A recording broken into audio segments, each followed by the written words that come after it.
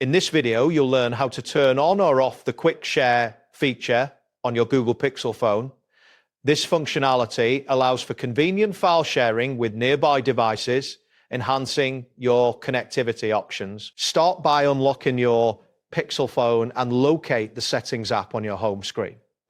The Settings icon typically resembles a gear. Tap on this icon to open the Settings menu.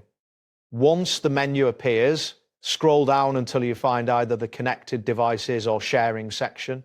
Tapping on it will lead you to various features related to device connectivity and file sharing. Inside the Connected Devices or Sharing section, look for the Quick Share option. This is the specific feature you will manage to control how your phone shares files with other nearby devices. Once you locate Quick Share, tap on it to access its settings.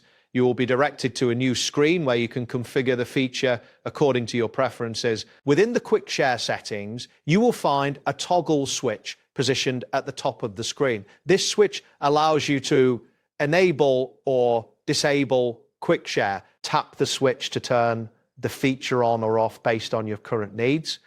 When Quick Share is enabled, your device can send and receive files from supported devices in the vicinity. Ensure that your visibility settings are set correctly for optimal sharing functionality.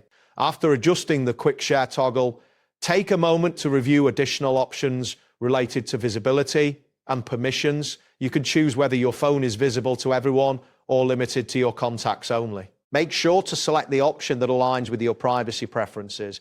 Once you've made your selections, save the changes to apply them, and then exit the settings menu. With these adjustments, you can now either use Quick Share when needed or keep it disabled if you prefer not to share files.